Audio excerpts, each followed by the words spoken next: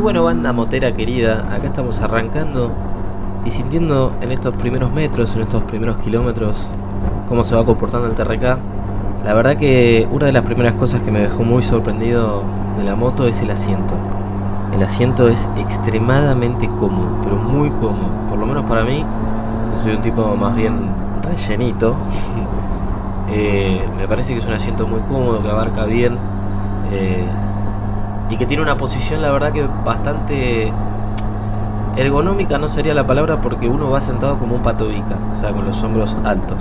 Pero eso no quita de que uno vaya cómodo, y ni hablar del parabrisas, que realmente el parabrisas y la cúpula de acrílico que tiene alrededor de la máscara frontal, la verdad que es súper útil.